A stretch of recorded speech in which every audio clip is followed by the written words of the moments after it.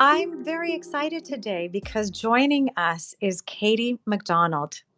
And if any of you are Happy Space podcast fans, yes, this is the same Katie McDonald from episode number 9, where she was bringing incredible wisdom around self care for highly sensitive people.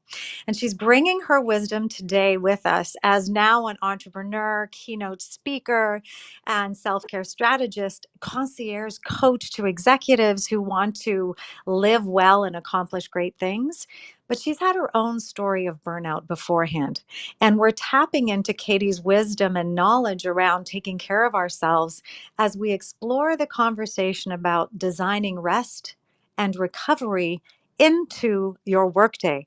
Now, just a little bit about me. I've been coaching people on productivity for a couple of decades now, and really now devote most of my time talking about inclusive performance. As someone who lives with a couple of invisible challenges, having the ability to take rest when I need it or design it into my day is paramount for my ability to live well and serve as an entrepreneur, as a mom, as a partner. To be the best person I can be depends on me getting the rest that I need. So I'm really excited to have Katie here today. I'm going to welcome you now, Katie. Welcome to the room, and invite everyone to remember that you can pose a question by raising your hand or sending Raphael a direct message, and he will take anonymous questions and present them to us. But before anything else, welcome, Katie. Thank you for having me. I'm so happy to have you. It's great to have you, Katie. And just so you know, if anybody wants to check out the Happy Space podcast, episode number 9, I fell in love, Katie, with your use of language and memorable terms. I want to start our conversation today by reflecting on your journey into self care strategies. And I would love you to comment on what part rest played in that journey and recognizing that rest was a very important part of well being. Yes, great start. Rest was the enemy. Re- Rest was an obstacle to an otherwise productive day. And I didn't understand that rest was actually a strategy and a tool for being more effective. Mhm. I thought of time management as exclusively managing the 24 hours, thinking that if I managed it well, I'd somehow get more hours. So, right? Yep. This is my cray cray, but Yeah. managing it well meant I could get more in and somehow make the day longer, adding hours with my efficiency. And what I discovered was that what's missing in time management is me management. The ME of TIME is absent when we think about productivity. And so for me, rest was something that I only did when I had no choice. And I would often work at a pace that made me sick, literally to the point of depletion and exhaustion, where my body would act out in protest in the form of symptoms that I would ignore until I couldn't. And then rest would come. It was forced rest instead of this embrace of, wow, this is a strategy that will help me be more impactful. And Mhm. this is actually makes me the human doing, going from the human doing to the human being. And Mhm. so, rest, I had a tormented relationship with rest, and I know I'm not alone. You're absolutely not alone. It's interesting. I thank you for sharing that. My journey redefining the value of sleep in particular came in 2015, 2016. I was doing my executive coach training, and my then husband lost his job again. And I thought, oh, wait a second, this is now winter. And if you can be at home with the kids, that means I can go south. So I took 4 weeks and I went down to Panama, and I didn't know anybody, but I was going to do my executive coach work down there, the training. And also, I started to kind of run experiments on myself in that time. I didn't know anybody, so there was a social experiment going on about, how much social connection I needed. There was looking at food and hydration, and there was also the most powerful thing that I looked at was my relationship to sleep, and not having any kids or pets need me at 6:30 or 7 in the morning was very liberating. And I learned that if I went to bed at 11:30, I woke up at 6 every day. No, sorry. No, that's not right. If I woke up, I went to bed at 11, I woke up at 6:30. So 7.5 hours, I learned that my body, that's what my body wanted. And I Mhm. woke up feeling refreshed. I woke up to a sunrise. I happened to overlook the water. I was very blessed at that time. And I took away with me this new practice of tuning into my body and honoring what I call my sleep number, 7.5. So it's five sleep cycles. And I think this is when I started to reframe sleep as healing time. And as someone with an autoimmune issue, that's when the brain is healing. So I thought, how dare I deny myself this opportunity to heal? So from there, from your sort of tuning in and redefining, and the folks who are listening, wasn't that beautiful? That TIME, the me and time management being missed. I told you Katie was a word whiz. It's beautiful. Um, Now, what do you recommend when you're working with your clients? How do you invite someone to reframe their relationship when they might be doom scrolling at night and I'll sleep when I'm dead mentality? How do you invite someone to reframe their relationship with rest? I believe, much like you already shared in your experience, in experimentation. What I'll ask a client to say for the next 2 weeks, we're going to go to sleep at X time, right? Let's just pick 10. We're going to go to sleep at 10. And we create rituals to prepare for sleep, right? So that our body is aware that we are readying it for sleep and we're setting it up for a successful sleep. And then we're just going to see what happens. Do you have more energy when you wake up in the morning? How is your Mhm. food impacted? How creative are you? Like, let's study ourselves. Yeah. Much in the same way we're studying our businesses, we really need to study ourselves and say, what happens when I move this one lever? What Yeah. else is unleashed? And you may Yeah. discover, like, wow, 10 o'clock doesn't work for me. But boy, this is what I discovered after 2 weeks of a commitment to be consistent, right? Consistency is a muscle that we need to work more than anything else. Mhm. Instead of these big grandiose goals, we need these baby steps. And I'm not saying shifting to a new time frame for bed it's a big step. It's very disruptive, but it is this beautiful pause in the pace of our lives that allows us to say, let me renegotiate my relationship with time, Mhm. with myself, and with sleep. And what Yeah. you did, and what I encourage my clients is, how much do you actually need? Asking yourself, what do I need, when Mhm. we actually allow our bodies to speak to us and we're actually present enough to listen.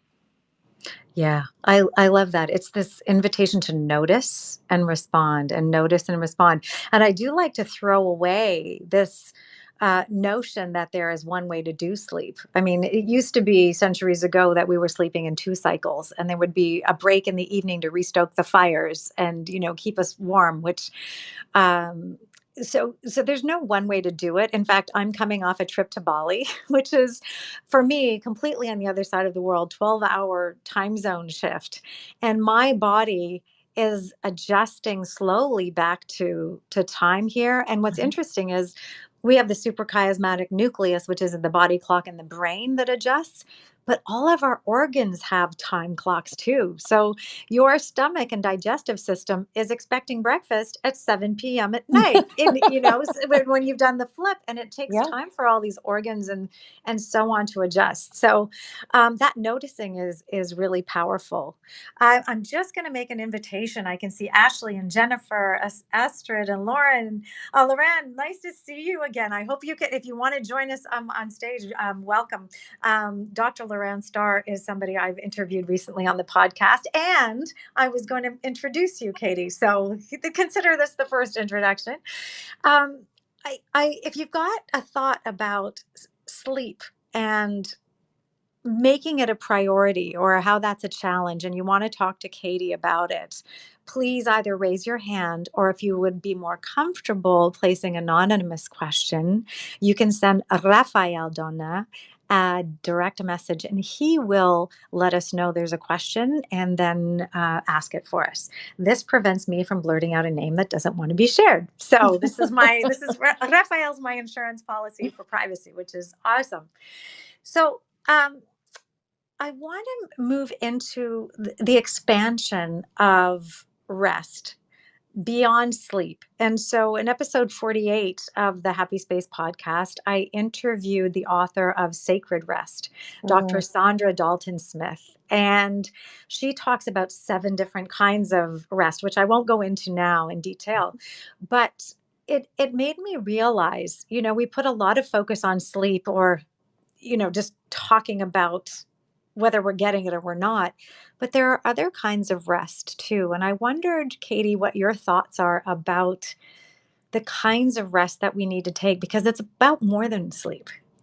You're absolutely right. And so the question that I ask my clients to ask every day, and I ask of all of us to ask, is what do I need? And I'm going to say it again because it's not a question that we're asking. What do I need? Not what do I need to do?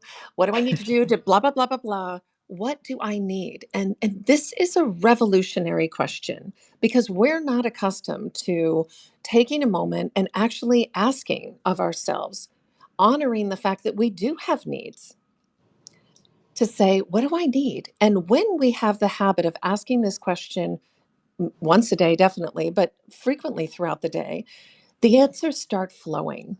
Mm. And so that can be the first indication of what it is that what type of rest we need, right? So it might be, I need to close my eyes. I wrote that recently. I need to close my eyes, Mhm. right? The physical strain of being on a screen was the time I needed a rest from the screen, Mhm. right? And then there's other times where the way that we can get into this is, it might be, I need a hug, right? Well, that's a rest from anything so rest is actually, I found this interesting. I was looking up, it comes from the German word resta, which is league of miles. So, talking about endurance, but in Old Mhm. English, restin is take repose, lie in death or in a grave, which I was like, what? So no wonder we have a convoluted understanding of rest, and we have a lot of social constructs around it that make it difficult for us. We confuse rest with laziness. And that was my struggle. Yes. Well, and there's also popped into my mind, as a child, I would fight to stay up because I was told to go to bed, and the last thing I wanted to do was be, dictated to. So I feel like it was some act of rebellion to stay Totally. up. And I think that Yeah, for clients that I've worked with that are on their phones at 11:30, which becomes 1:30, and they wonder why they're tired in the morning, there's a bit of this revenge bedtime scrolling was a bit of, totally. okay, but I haven't had what I wanted from me today, so I'm going to take it now, even if that really equates to self sabotage. Yes, exactly. We're having toddler tantrums, right? Because we haven't asked throughout the day, what is it that I actually need? And then honor that need. So our needs aren't met. And yet we have made micro decision after micro decision after micro decision throughout the day, and we are fried. We got nothing left. So come nighttime, it's like we can't make any decisions anymore, right? We're just Mhm. completely compromised and depleted, and so we're falling into avoidance, right? That's it. Oh, I Mhm. need another Netflix. Like, no, what we're doing is avoiding the disappointment of the day, avoiding our human beingness that has needs that require attention. We don't want to do it, and that toddler tantrum, we're acting out in rebellion. Exactly. So I think we have to reframe what rest is in and of its first.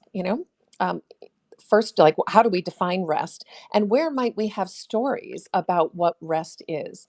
And then, as a way in addition to saying, what do I need, I encourage you to go to your senses.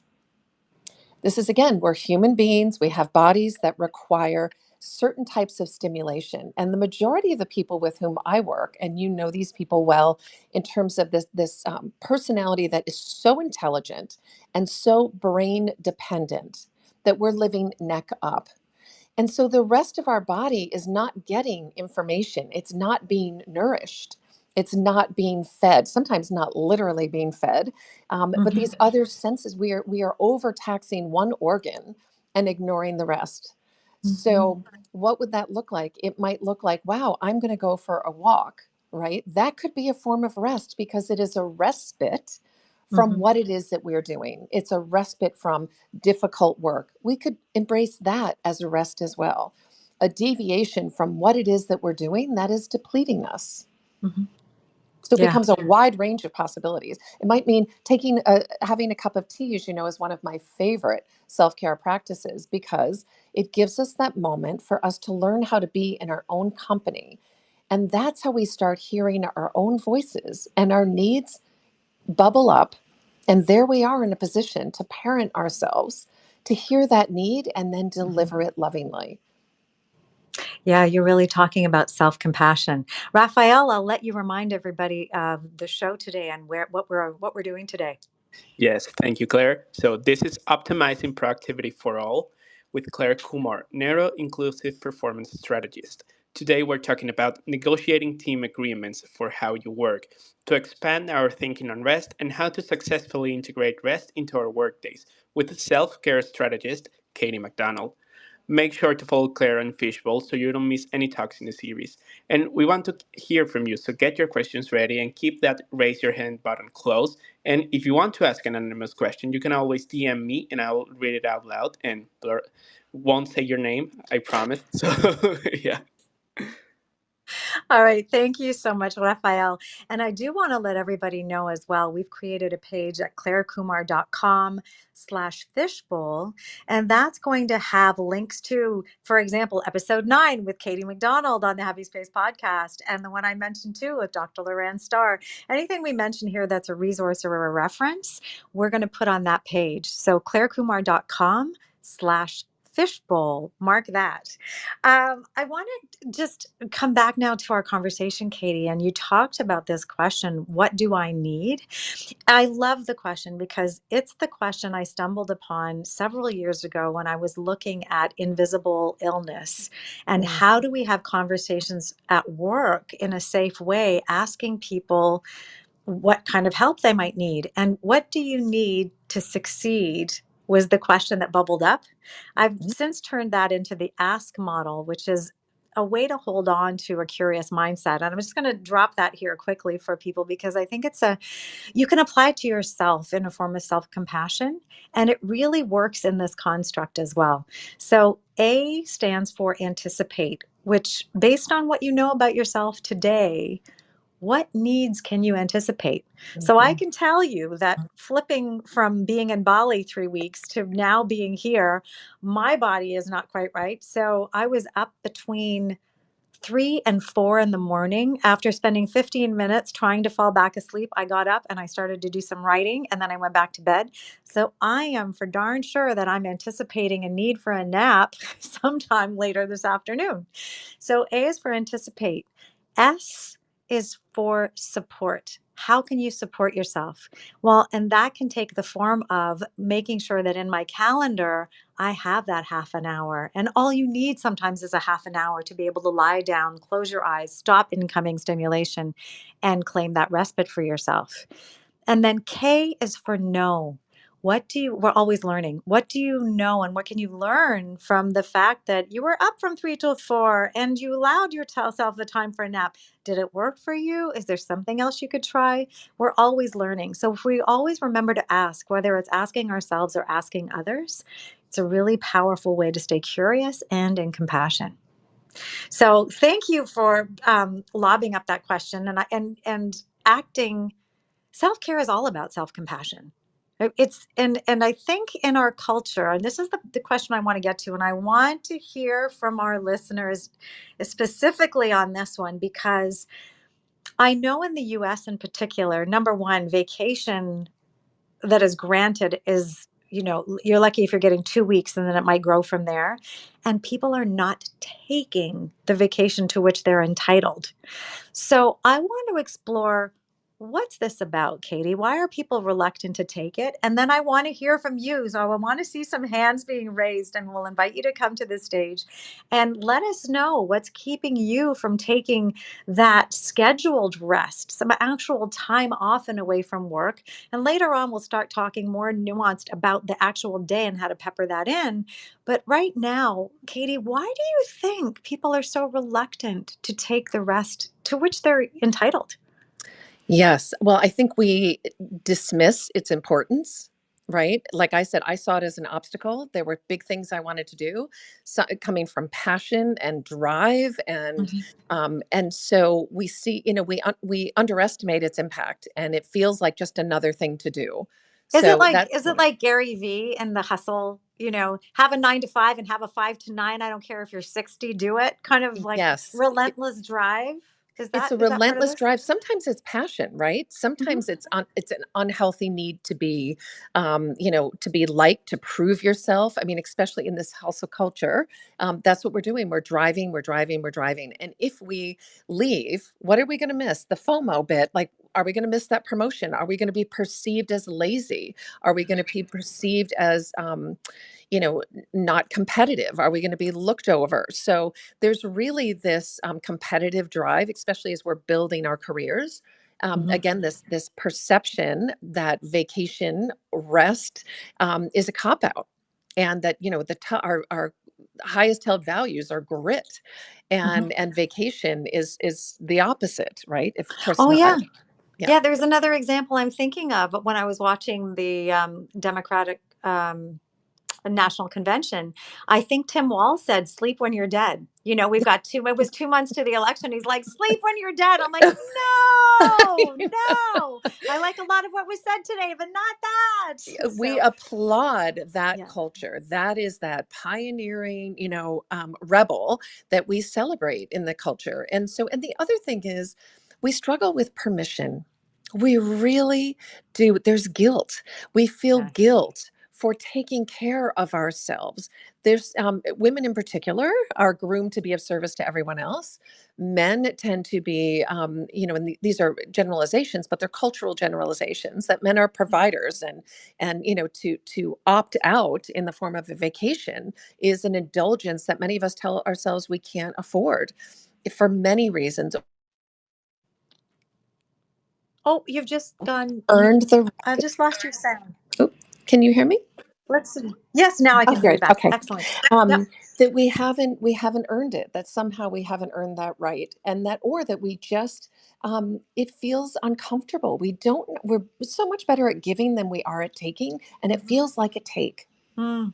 Do you sense that technology is also to play here now that our phones follow us home in our pocket, and the Yes. pandemic, we had nowhere to go. So did we get into bad habits, and is technology part of it? I mean, in Ontario we have the right to disconnect, and in other jurisdictions as well, preserving the ability to say I'm not available after hours.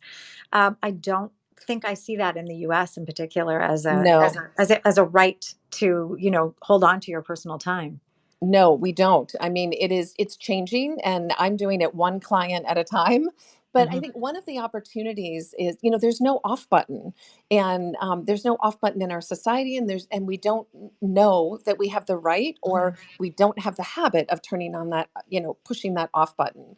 So one Yeah. of the things I work on with my clients and in my own life is the transitions. Transitions are where we get messy. This is when, so the transition from work to home, what could Mhm, that look like? How could we introduce rest there so that we can say, I have fulfilled, I fulfilled what I set out to do. I am done. And now I can begin and mm, turn my attention to my own well-being. So these are habits that are not celebrated in our culture, and they require a sharp turn away from mm, the norm. And sometimes it requires dramatic interventions We have to Mhm. wait till we get sick. We have to wait till we're so depleted that we can't take on that next job, or we're just, not as creative as we could be. We're not showing up the way we need to. And we lose opportunities because we've not been taking care of ourselves. And so taking Mhm. care of ourselves in the form of rest takes time. Rest takes time, but not as Yes. much time as tending to the consequences. Yeah, that's right. I mean, for so many people, there's a wake up call in you losing your choice in how you Right. spend your time because of a medical emergency, and said the body keeps the score, right? That there's a Right. famous book around that. So, um, the invitation, I think you're right. It's around self compassion, it's around permission, and it's pushing against the social constructs which are telling us you need to do more to be worthy, Yes. To earn right? your place. And it is Mm. a birthright to take care of ourselves. It is a responsibility to take care of ourselves. When we Mhm. rest, we are improving our memory, our concentration, our creativity, our relationships. There is a Yes. direct correlation to our ability to rest, our commitment to rest and restore and replenish, and our productivity. So Yeah. we need to just own that. We could test it. I mean, one sleepless night and it all goes down, right? We're circling the drain. We take Well, everyone else with us. yeah, the science will show that we're actually acting as if we're impaired, intoxicated in our ability to make decisions and so on. Right. And I'll tell you, your point there about relationships is what really locked it in for me because my kids were what? They were 14 and 12, I think, when I went to Panama. And I realized I was shortchanging myself on sleep before that, and I was waking up grumpy. And Mm-hmm. grumpy mama means grumpy mom to the kids. Right. And I realized, well, wait a minute, I'm working for myself. So who do we need who do I need to look at to fix this? Oh, I need to look in the mirror and what kind of environment am I creating to start the day? And what am I modeling for my kids? That's right. So it was the relationship piece. I now put it into a model I call 8 performance essentials that look at 8 different areas of life. And to your point, they're all connected. So, if you get enough rest, oh, guess what? You actually get to the gym and you have a better workout. And guess what? If you're exercising, then you make better food choices. And so there's a spiral up instead of a spiral Mm-hmm. down. That's what I've seen with my clients who, we've worked on performance and part of productivity is well-being. It's designed for well-being and then performance flows, right? So um, you get it and you're living it. I can see it in you, right? So, um, what would you say to someone here who is thinking about their obstacles? And this is where I really want to hear from people who are joining, like Jennifer, like Astrid, like Kenny. Please, come and share your thoughts and any kind of resistance you have to embracing rest. Or perhaps you've got an example of something you're doing that you think, oh my gosh, I'd love to share this wisdom. Put up your hand or send Rafael a DM and please join us. We very much welcome your contributions to this conversation about rest and recovery in your workday. And the place I want to go next is looking at micro ways we can rest in our workday itself. So one particular concern I have is somebody close to me works in a call center Mm. and they can deal with very emotionally challenging experiences, clients who have lost a family member and making different travel arrangements, and there's a lot of emotion in the call. They get a 9-second break between calls. And no matter what was on the call, they've got an 8-hour shift with sure they get a lunch break, but they got 9 seconds to rest, recover, restore, and come back to be professional. I think it's absurd in my estimation. Inhumane. Yeah. It absolutely is. Number one, from the cognitive processing demand of 8 hours of attentive listening, and just that alone is ridiculous. But Mm-hmm. not to have this ability to catch our breaths. We're not robots. We sort of forget we're human animals, and we need to respect our neurological way of being, our physiology, our psychology. what kind of strategies might you offer up for someone who's saying, I never thought of even being able to rest during my workday? Well, I just have to save it up and I have to power through and I have to get home. What about embedding rest in the workday? What could that look like? Yeah, I mean, the 9-second thing is brutal, right? That is inhumane. And I think, something as simple as just even holding your hand to your chest, to your heart, Mm, just to remember, like to feel the breath, to remember, like, I'm here, right? So it's calling upon our best self to be present with us, really, to just, mhm, so I think that is one of the things I do instinctively. And it is amazing in its ability to ground us and to center us. Closing our eyes, if you don't have a half an hour, and most of us don't, just closing our eyes is almost like just wiping the screen, right? Just closing the eyes for the moment and to be able to just get in touch with our inner world. That's also what holding the chest is just remembering this physical self, right? Having contact mm, with our physical self. Um, Also, it could be as listening to a song, so it could get input in that way. Again, activating a different sense than the one that is exhausted and depleted. mhm, Anything that we could do, a stretch is also, I mean, these are micro things we can do. Even just hugging ourselves is one of the ways. If we're spiraling, we can be able to recalibrate. One of, as I mentioned earlier, a cup of tea, from, boiling the water, feel every sense is activated in that ritual. It could be a cup of coffee as well. But I really do love the boiling of the water, pouring it over, having that taste, that sense, and the that aromatherapy. aromatherapy. Aromatherapy is one Yeah. of my favorite forms of rest because Mm, it forces us to stop and say, what do I need? And let's say we're really tired. It's like, oh, I need some energy. I'm going to put peppermint. I'm going to smell peppermint, or I'm going to mhm, have peppermint tea. That's meeting our needs. That's how we can rest and restore ourselves. And the other mm, thing is even just acknowledging, just taking a moment and saying, I need rest. That in and of itself can recalibrate us in a moment. It's remembering our humanity, slowing us down, and getting us connected with our physical self, our spiritual selves right there in a moment. mm. I love it. Powerful examples. I'm thinking of child's pose. I'm thinking of Yes. forward folds to reset Yep. the parasympathetic nervous system, vagus nerve. Get Um, nature, go in, just put your face out yes. a window if that's all you can do. I mean, there's so, yeah, Yeah, there are a number of ways to reset. yep. That's for sure. What about someone who's feeling like the culture is not supportive and they might need, let's say I remember being in the third trimester of my pregnancy, second pregnancy, and there was no place to rest at work and I was exhausted. I remember climbing under my desk, under my cubicle, and lying on the floor and just Oh, hiding out under my desk to be able to just get the rest I needed. That third trimester, the first trimester has its challenges, the third trimester, yeah. absolutely.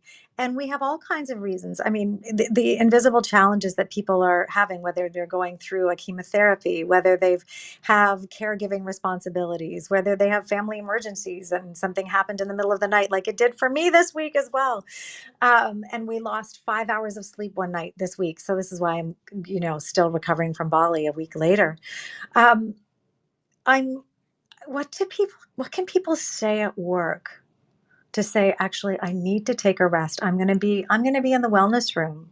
Hopefully there is one where you work. I'd love to hear about wellness rooms, and I'd love Yeah, to hear about wellness rooms from folks that are on the line. And you can have a wellness room, but if your culture doesn't support you using it, you might as well not have a wellness room. right. So the provision for rest and the cultural support and the safety around being able to take it all need to go together.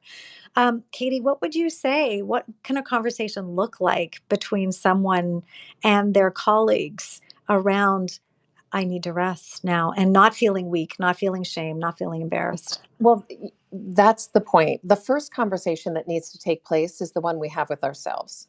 Mhm. Because what happens is, let's say we acknowledge, like, wow, I'm fried. I need a breath, right? I need to take a moment. And we go to our colleagues, we go to our bosses, and it comes out when we don't fully own it unapologetically. It comes out as snarky and entitled and aggressive a lot of times. Like we've got our battle gear on because Well, so you we have to think it's a catch fight. this.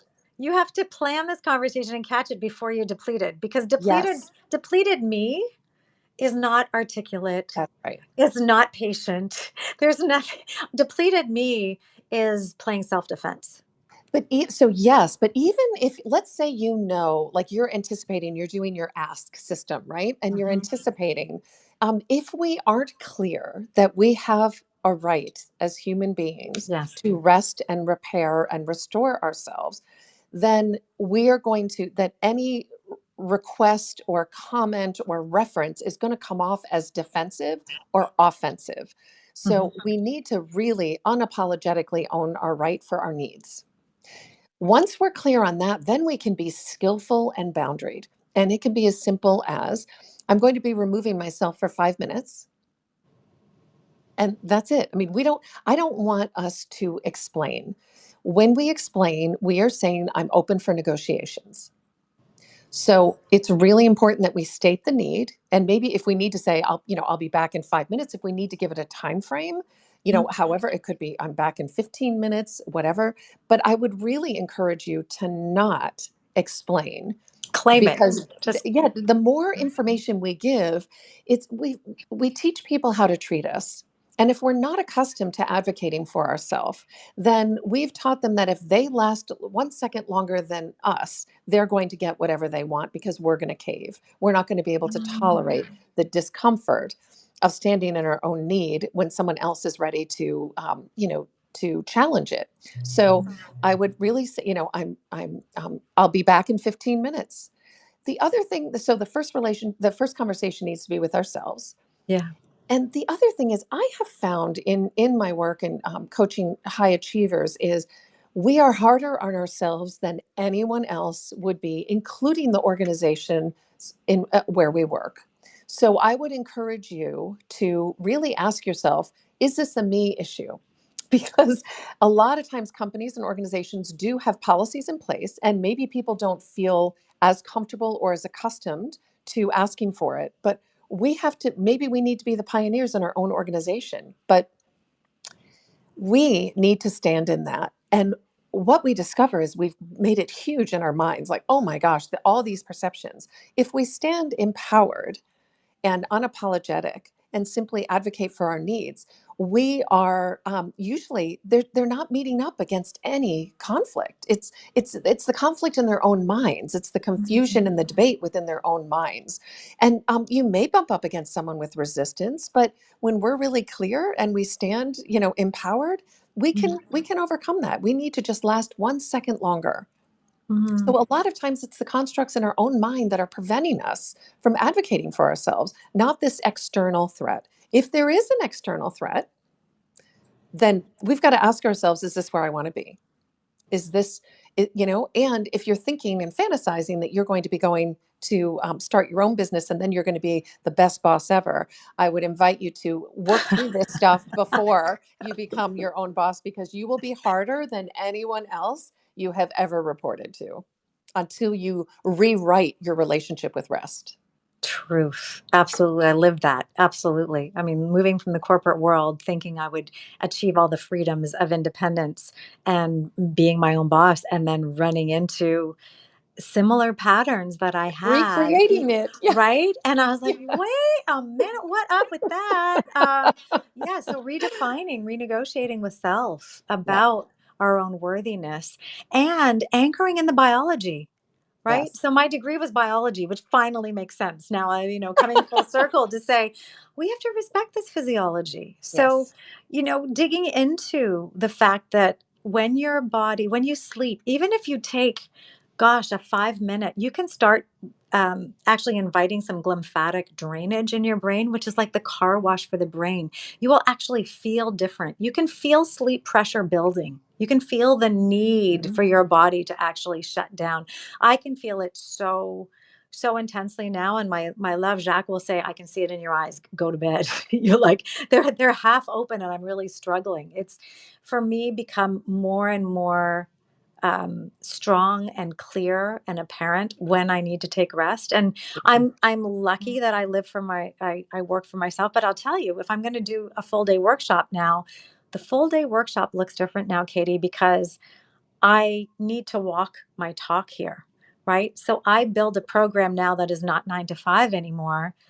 It's 9 to 12. Then we have an hour and a half break. And then we have 1:30 to 4:30 because I want everybody to move and eat and digest and have social connection. And Hmm. in the afternoon, I built in so I could have a 20-minute nap if I needed to. And I stayed where the event was to be able to just go up to my room, lie down, and come back and be recharged for that last quarter of the day Right. rather than dragging through it. And the audience needs it too. The Yes. audience needs it too. Nobody wants to do a 9 to 5 inhaling every second of every itinerary. One of the things that I use, it's a visual that is very helpful. It's the pause button, right? Think about the pause button that we see on all of our technology, and it has the two lines. And the first line is our present self. That is just us in this moment. And the second line is our future self. Our future self is the one that is going to be a hot mess if we don't get to bed earlier, right? When we're debating what we're going to do at night, am I going to go to another event, right? Yeah. We Oh, check in, we pause, we check yeah. in. And this is our what do I need, right? But we're Yeah. checking into our future self and being like, "Hey, if I say yes to this, what am I saying no to? Oh, I'm saying no to the walk in the morning. Yeah, no, I'm not willing to do that. I'm going to make a choice." Yes. Yeah. I love that. So say that again. We've got the pause button. It's got two lines, Yep. and we've got the present self and our future selves. Correct. And so we Yes. pause and consult our future self. I mean, Sunday morning us should have some say about what Saturday night us decides to do, right? Like, so- Well, yeah. If you value your Sunday morning and don't want to just sleep through it, right? totally. We Yeah. have to consult if we make choices in this immediacy without Yeah. thinking, what am I if I'm saying yes to this, what did I just say no to? That's right. There's right. There's And an what we say no opportunity to is cost. rest. But it is the Yes. lowest hanging fruit is always Yeah. rest. That is what goes. Yes. Our self-care, the closer the habit gets to Yeah. ourselves is the first thing Yeah. we let go. Because we tell ourselves, I can break my promise to myself. I can get away with that until we can't. Yeah. Raphael, I'm going to ask you to reset the room. Then I'm going to come back and I want to drop the ABCs of behavior change because the last point connects right to what Katie was saying. So, Raphael. Of course, we want to welcome all of our new guests and remind them that this is Optimizing Productivity for All, the series with Clare Kumar, Neuro-Inclusive Performance Strategist. Today, we're talking about negotiating team agreements for how you work to No, no, expand. no, we're not. We're not talking No, about no, negotiating wait, treatment no, we're not. agreements. No, No. no, we're not. What are we talking about, Raphael? Yeah, sorry about. Yeah, We're talking about designing yeah, rest and recovery into your workday, right? yeah. I totally, yeah. I open Ma- up. Raphael, do you need a break? Do you need a nap? I well, we can talk about it later, like on the after party. But something like because I got confused and everything. But Don't I was just worry. thinking about something else. I actually wanted to tell you that we have a question on the DM, and Excellent. yeah, from Dr. Lauren Starr, which she can't talk right now because she hasn't been verified. But she says she wanted to highlight burnout in relationship to rest. We're doing more and more with less time, and burnout is at an all-time high. Mhm. That's what she wanted to say. If you want, Yeah, yeah. For sure it is. And I think part of it is I think it's technology. I think it's also, oh my gosh, the amount of DIY that we have to do that we didn't have to before, and the cumbersome nature of things. So, for example, two-factor authentication, the number of speed bumps and interruptions when we're trying to do something. Oh no, you can't get into that site now, but you have to hold it in your working memory that you wanted to, and all the things, and an expectation of immediate response, right? Of being available, allowing interruptions in, not allowing for Cal Newport's great book, Slow Productivity now, one thing at a time, allowing for quality. There's a whole respect and honoring of self that is embedded in that. So thank you. Dr. Loran Starr, we're going to look into this verification question and I'll reach out to you privately because thank you for joining a couple of times. And I don't want this to be one of those speed bumps or roadblocks for your participation here. So thank you for sharing that. And Katie, I want to throw it over to you now to what are you noticing around burnout and its prevalence and maybe why that's happening? Yeah, I think technology has led us to increase our expectations of what we're actually able to accomplish. And it's a delusion. We are not more productive as a result of this technology. What we are doing is trying to, as you said, squeeze more and more in. And what we're doing is squeezing ourselves out. We are removing ourselves from the our lives, erasing ourselves through busyness, and under the guise that we're actually leaving, being more productive, and yet the legacy that we're leaving is an unintentional one. We become the anti-example as the Mhm. next generations look to us for how to adult. Oh, I think we're hearing that loud and clear, right? As we see the next generation saying, I don't subscribe to That's right. this all work and no play. And there's a real embracing of the fullness of life, the richness of life, which is about relationship, it's about experience, and it's about healthy living. And so I am really excited. I feel like I was born in the wrong generation because I was pushing back 30 years ago and people thought Mhm. I had three heads. So it's like I'm like, go millennials. This is it's really refreshing to see this tangible connection to a healthier way of being, right? Mhm. Mhm. Yeah. Thank you for sharing that comment. I do want to invite the people that are on the call. I see Ivelis. I'm hoping I'm saying your name correctly, and Connor, Leona, Lena, and Darnell and Megan. We've got so many wonderful people on the call, and you joined for a reason. I'm wondering if you have a question for Katie or for myself, looking at the topic of rest, maybe why it's difficult to take the rest that you need, maybe why it's difficult to speak up, maybe what different kinds of rest could look like. I'm going to pause and give your ears a rest for about 7 seconds to let you think about a question and see if you want to join us.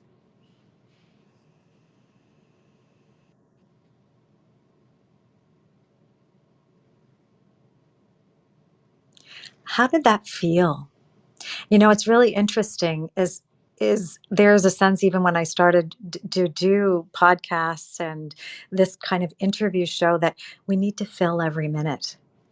But there's a lot of time that is beneficial to be silent, to allow for the processing, to allow you to remember that Katie said the pause is between the present self and the future self, that time is missing the me in time, that tech gives us a delusion that we squeeze more in, but we squeeze us out.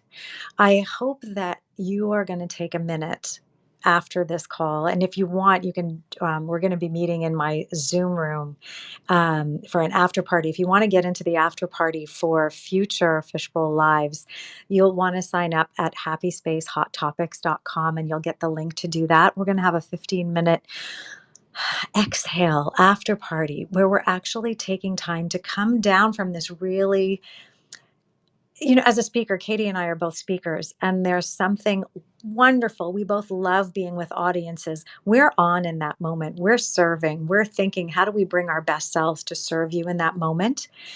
And then I know as a speaker, I would come off stage and I loved being able to talk to people. But when you're in a virtual experience, you hang up and you look around your room and go, yeah, okay, that's over. And there's no energy to catch you. And so I wanted to have this after party to be a bit of a exhale, coming down, rest after the talk, but to catch the energy. And Katie, you mentioned transitions. Mhm. This is designed to be a transition where we can mix and mingle a little bit and we can see each other on camera, which is part of the Zoom world and not part of the Fishbowl Live world. And I love it because we need all the modalities, because we could be on Zoom calls all day or Teams calls all day with the camera on. And we're just so thankful that this is an audio only. I don't have to be camera ready. I can listen. I can doodle. I can eat. I can do whatever I want. What are you guys doing while you're listening to this Fishbowl Live, right? Um, I, I, uh, I think it's really important to build that rest in. And I'm curious what you are doing, the folks that are listening on the call, you who are listening right now, What are you doing? What's a magical form of rest for you that you put into your workday? Or are you someone feeling like there's no place for rest in my workday? It's tight. I want to get home. I got other priorities. Therefore, I don't rest in my workday. I rest later. Cool too. How are you designing your rest in so that you're a sustainable, your ability to give is sustainable? I'm curious and I want to hear from you. Um, Right now, though, we've got a few minutes left. We've got 10 minutes left. So if you've got a burning question, now is your time. Don't be shy. Pop a comment into Raphael. Let us know even what you've heard that you think. I'm used to doing Zoom calls and the chat's on fire with that was a great point, and I love the pause button. Send some DMs to Katie. You can find our DMs, I think, here in the account. You can find me. You can find Katie. You can find Raphael if you want to make a comment now. But let us know what's resonating for you because it helps us understand if we're hitting the mark, and we want to know if there's any more questions. We have an Um, anonymous question, Claire. we do. There you go. All right, Yeah, it's set it up. it. It says, "How do we create good resting habits with kids for them to see rest as something positive and part of their self care?" Love the question. I'm going to just catch that question because I anchor in seeing my dad, he was an orthopedic surgeon, and sometimes he had very long days, operating from 8 in the morning till 8 at night, and those days were really long. And in Canada in the winter, they were exhausting just to navigate. But I would see him come home and he would go lie on the couch with the dog and he would go to sleep. And I remember him telling me, if your body needs sleep, you must listen to your body. So I think the first thing we can do is model rest and talk about rest positively. Those two things are foundational to embrace rest. I also remember, get up and get to doing things. It's late in the morning. Get up and get out of bed and get going. I remember sort of a fight against rest sometimes in the morning. So we have to be careful how we're helping our kids view rest and how we're helping them manage it. But Katie, what do you notice? You're a parent as well. What have you noticed in relationship to parenting and managing rest? No, I think absolutely making sure that we're clear in our definition of rest and our perception of rest. And I think, I remember my son's now 23, but I remember I'd check in and say, "What do you need?" Like literally just check. And it's fascinating to this day. He's very articulate about what it Mhm. is that he needs, and he's unapologetic about it. He'll just be like, "I need to, I'm going to go lay down, or I'm going to go for a walk." He knows himself so well. And I think the only way that we get to know ourselves, befriend ourselves, is when we actually spend time with ourselves Mm. in quiet, in reflection. And I love podcasts. I love your podcast in particular. It's important that we create space for our own thoughts to come up as well. And to have that space, like listen to the podcasts that we love, but make sure that we allow our own wisdom and expertise to rise and that we become Yeah. familiar with um, our own knowing. And we are Yeah. the experts on ourselves. So it's really hard to protect ourselves when we don't have a sense of our own company. We don't know how to tolerate the silence Yeah. that has all the answers. So I think there's tons of opportunities for us. And even if you have a mindfulness practice to, my son from the very early years, it was like, Mama's going to go meditate. And I would remember, and I'd let him see me if he'd want. I wouldn't like go off into some closed door. I wanted him to see what that looked like. And Yeah. it was me just with my eyes, downward and Yeah. and sitting for 20 minutes, and it was amazing. He would gravitate towards that energy and sometimes Yeah. just curl up and sleep next to me. So it's Yes. us. It's what do Yeah. we do? What's our it all it begins and ends with us, and Yeah. that will infiltrate our child's lives, and they'll make their own choices, but they will have seen role models. And the culture doesn't celebrate, as we talked about earlier, Mhm. support, highlight these kind of role models. We need to be it in our own families, in our own lives. I love that. And while you were talking, I just realized I said I would come back and drop the ABC model of behavior change, and I didn't. So my ADHD brain took over, and I just was riveted by our conversation. But I want to drop that because um, it's a simple model where it's acknowledge the benefit of the change you want to make. B is believe you're worth it. So self-worth is in there. C is create the conditions around, cultivate the support that you need. So that's having the people around you support what you want to do. D is defend those boundaries. But E, this is the one that I think drives building intrinsic motivation. It's engage with how you're feeling after making that change. Mm. So your son would have watched you meditate and he would have engaged with that energy. And you would have noticed his engagement with that energy, and that both of you would have come out of that better. That's a heck of a motivation to do that again. And Mm-hmm. so just resting in that self-awareness, stepping into being that expert on yourself. I love your language. It's so powerful. But that's the invitation to everybody here listening, is become the expert on yourself. Engage in how you're feeling. Take those pauses to notice, and then navigate that present to that future self, and pay yourself forward. Do the thing that you're going to be proud of later. Think of that long-term benefit, that person you want to be, and that you're making steps towards that. And by taking a rest, it's not a step back. It is a very definite step forward to nurture, to honor, and take care of who you are, which lets you do all the things that you want to do. That's right. So yeah, so Katie McDonald, I am really thrilled that you joined me in this very special hour of conversation. I want to, for everyone who's on this call, I want to invite you now to let people know where to find you, but at the same time to let everybody know all this information will be a click away at clarekumar.com/fishbowl. But Katie, give you the floor now just to say, let people know how they can find you. So my website is benourished.com, and it's BNOURISHED.com. And you can sign up for my newsletter there. And you can also find me on LinkedIn at Katie McDonald. And I would love to continue the conversation. I do want to add, if you meet resistance when you start advocating for yourself, that means you're on the right track. You are disrupting everything that you used to do, and keep going. So is that resistance from self as No, from well as everyone others, else. or Oh, from yeah, others? you're going to have your own. But when you test it in the family, when you test it at work, you are Oh going to yeah. bump up against resistance. And I want you to Yes. just giggle and be like, wow, I'm onto something.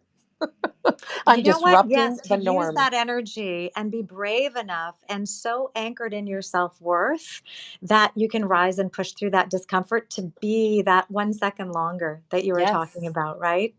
Yeah, that's so powerful.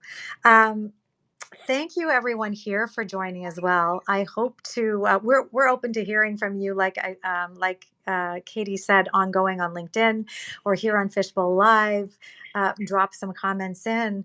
But if you want to join us ongoing, definitely come to the next Fishbowl Lives. We have one on October 30th, which is negotiating team agreements about how you're going to work together. We're still seeing return to office mandates from people who are not seeing the way of the future and the way we work. And we want to talk about how you can have a way of negotiating as a team, the way you're going to work together. I have a whole model which takes compassion infused compromise as the goal. And I'm going to be interviewing Leanne Davey, who's a renowned organizational psychologist. That's on October 30th. And then a longtime friend and now CEO, or sorry, Chief Human Resources People Officer, Dessalyn Wood, is going to be joining me. And this is all about creating that safe space.